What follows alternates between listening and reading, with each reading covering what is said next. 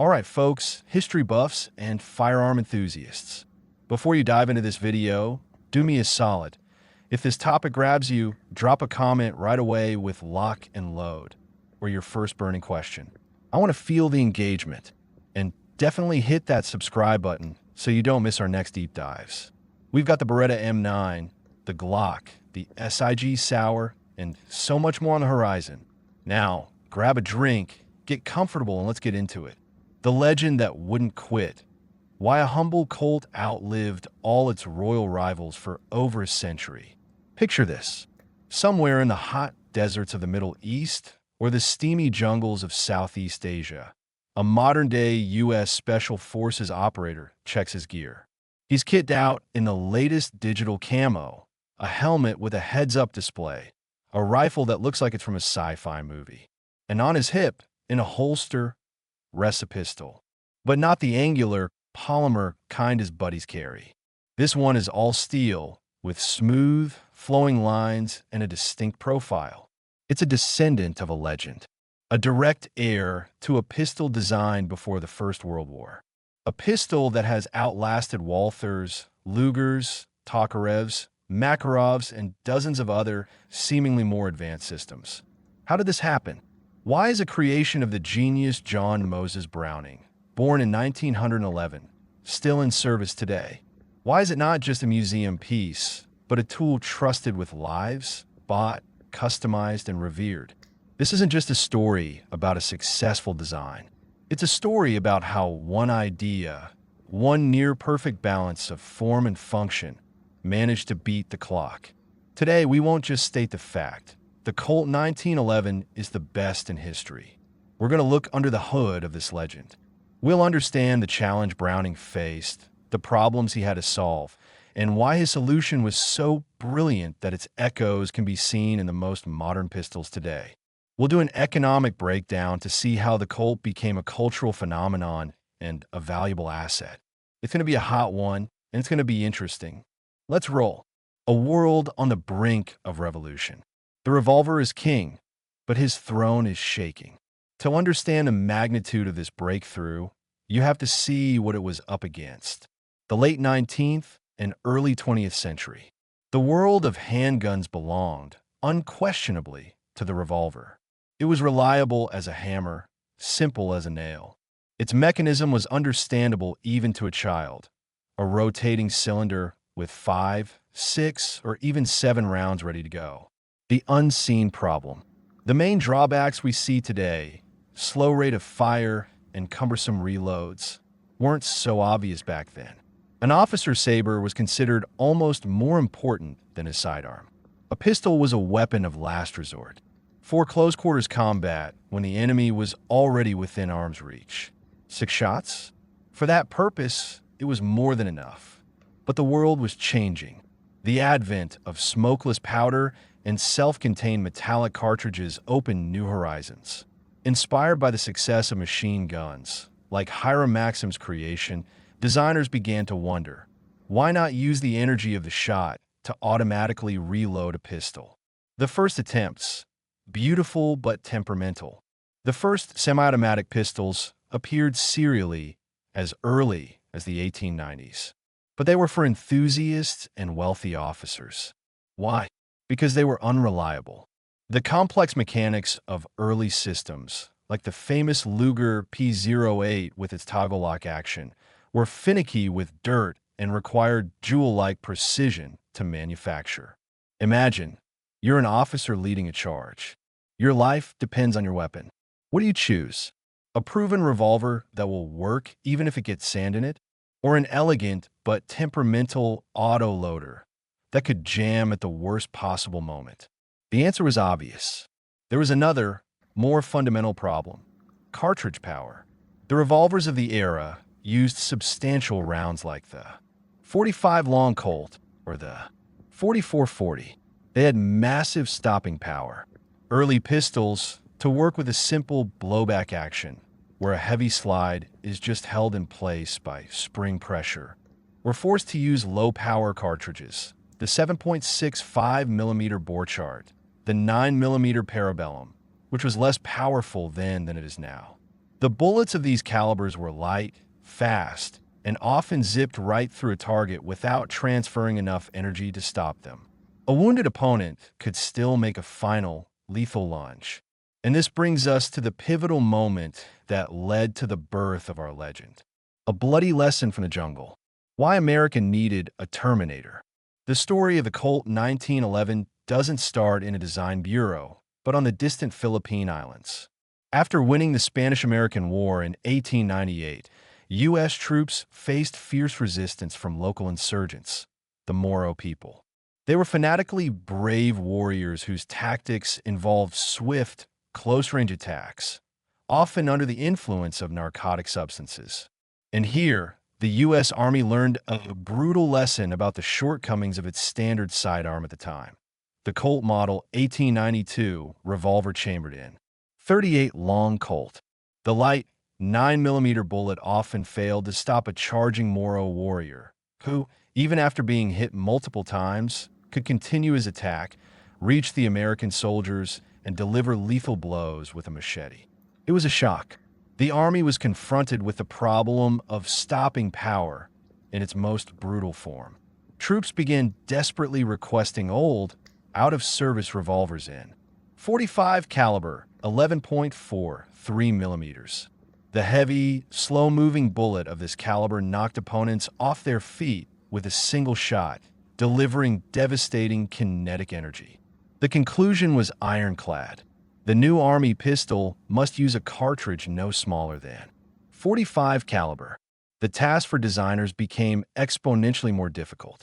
Creating a reliable self-loading pistol for such a powerful round was a quantum leap compared to the low-power European counterparts. A simple blowback action wouldn't work. The powerful recoil would tear the gun apart. A system of reliably locking the barrel at the moment of fire was needed. It was at this stage that the man, the legend himself, stepped onto the scene, John Moses Browning, the genius from Utah. How Browning found an elegant solution where others saw a dead end. By this time, John Browning wasn't just a known designer. He was a star in the firearms world. His shotguns and machine guns, like the famous M1917, were already considered top tier. He thought in systems, not just parts, and he already had a solution in the works. As early as 1905, Browning, working with the Colt Company, created the new cartridge that would enter history. The 45 ACP automatic Colt pistol. It was a masterpiece of ballistic thought. A heavy bullet weighing 230 grains, 14.9 grams, moving at subsonic speed, which would later become critical for use with suppressors, had monstrous stopping power. It needed a pistol, and Browning proposed a brilliantly, almost laughably simple solution to the locking problem. He didn't invent complex rotating barrel or delayed blowback systems. His solution was called the swinging link tilting barrel. The principle was simple and genius. At the moment of firing, the barrel and the slide are locked together. Under recoil, they move backward together a very short distance. Then, a link underneath the barrel, acting like a hinge, pivots. It, pushing against the frame, forces the rear of the barrel to tilt downward. This unlocks the barrel from the slide. The slide continues its rearward travel, extracting and ejecting the spent casing, while the barrel returns to its forward position. The slide, driven by the recoil spring, pushes a new cartridge into the chamber, and the barrel, tilting back up, locks with the slide again. This system was incredibly robust, strong, and simple to manufacture. It was a perfect match for the powerful 45 ACP cartridge. Thus, the prototype, the Colt M1905, was born. The trials. The winner isn't chosen on the firing range, but in the trench. The trials for the new U.S. Army pistol began in 1907. The Colt's main competitor was the pistol from the Savage Arms Company, the Model 1907. It was more advanced, with a streamlined slide that enclosed the barrel, making it more compact and lighter. By some accounts, it was even more accurate than the Colt. But the final trials were not for the faint of heart. This wasn't about shooting paper targets in a clean range. This was about survival under the harshest conditions. The pistols were subjected to real torture. They were coated in mud and sand to simulate trench warfare conditions. They were left out in pouring rain for days. They were tested in extreme cold and blistering heat. And this is where the Browning-designed Colt showed its true quality: indestructible reliability. While the more complex Savage began to falter, the Colt kept on firing. The swinging link mechanism proved less susceptible to fouling. Disassembling and cleaning the pistol took seconds and required no tools. Another colossal advantage for a soldier in the field. Legend has it that during the tests, the Colt fired 6,000 rounds without a single malfunction. After this, it was simply dunked in a bucket of water to wash off the powder residue, oiled, and the shooting continued. It was an absolute triumph. In 1911, the pistol was officially adopted by the U.S. Army as the M1911. Anatomy of a legend. What's inside the steel masterpiece? Let's break down why the Colt 1911 became the benchmark for a century to come. Single-action trigger. This is classic. The hammer is cocked manually or by racking the slide before the first shot. This results in an incredibly light, crisp, and predictable trigger pull. Modern pistols with double-action triggers have a heavier, longer pull for the first shot, reducing accuracy. The Colt's trigger has been compared to clicking a light switch: short, clean, and precise. Ergonomics and safety. The Colt didn't have one, but 3 safety mechanisms. A thumb-operated safety lever, which can be disengaged instinctively as you grip the pistol. A grip safety on the backstrap. The pistol won't fire unless it's firmly held in the hand. And a half-cock notch on the hammer. This allowed for the safe practice of carrying the pistol cocked and locked, with a round in the chamber, hammer cocked, and the thumb safety on, ready for instant use. The signature grip. A narrow but remarkably comfortable grip. It fit the hand perfectly, which, combined with the excellent sights and superb trigger, provided phenomenal accuracy. A 7-round magazine. Yes, by modern standards, it's low capacity. But there was a trick. You could chamber an 8th round and insert a full magazine. 8 rounds of 45 ACP was a serious argument in a close-quarters fight. The pistol saw its baptism by fire in World War I, where it proved itself flawless. A slight modernization occurred in 1926, the M1911A1 model, mainly improving the ergonomics. And in this form, it served through World War II, Korea, Vietnam. The end of an empire? No, a transformation into immortality. By the 1970s and 80s, the world had changed. New players emerged, most notably the Austrian Glock 17. Polymer frames, high magazine capacity, 17 rounds versus 7, and simplicity of use.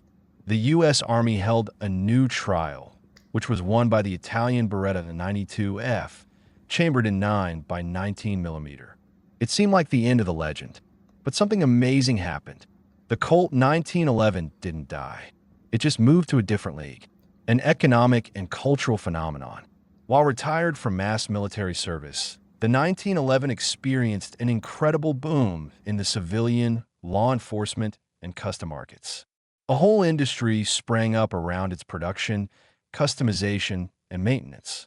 Dozens of companies worldwide, from the U.S. to the Philippines, began producing their own versions. Prices range from a few $100s for basic models to tens of thousands for hand-fitted custom pieces from masters like Wilson Combat or Nighthawk Custom. Why? Because the 1911 is a brand. It's like a mechanical watch in a quartz world. It's a status symbol. It's heritage. It's an unbeatable trigger feel valued by competitive shooters. It's proven reliability trusted by special operations units for whom the pistol is a primary weapon. For example, the U.S. Navy SEALs use customized 1911s from companies like Springfield Armory for decades. Analysis of its longevity. Modularity. The design allows for easy swapping of barrels, sights, grips, and triggers. The pistol can be finely tuned for any task, self-defense, competition, or tactical use. Ballistic superiority. The 45 ACP cartridge is still considered one of the best for self-defense due to its proven stopping power. Accuracy. The rigid design and excellent trigger make the 1911 one of the most accurate pistol platforms in the world. Nostalgia and Colt status. It's a living piece of history. Shooting a Colt is like touching the past. The immortal classic. The last official 1911s were only retired from U.S. Army service in 2017. But that's just a formality. The legend is alive. You can find it in the holster of a Texas sheriff, in the hands of a shooter at a practical pistol match, in a collector's safe, and on the hip of an elite operator. The Colt 1911 isn't just a piece of steel. It's a symbol of Browning's genius, who found the perfect answer to the challenge of his time. It's a weapon that didn't just perform its function. It set the standard for a century to come. It outlasted empires, saw generations of its descendants come and go, and proved that true value is timeless. It fought in 2 world wars, and it's ready to fight today. Because a true classic never gets old. It only becomes more valuable. So what's your take, folks? What do you think is the greatest pistol in history? Sound off in the comments. Colt 1911, Glock, SIG, or maybe something else. Let's get debate going. And if this deep dive sparked your interest in firearms history, support the channel with a like and a subscribe. That's the best thanks for our work. There's plenty more where this came from. Stay tuned.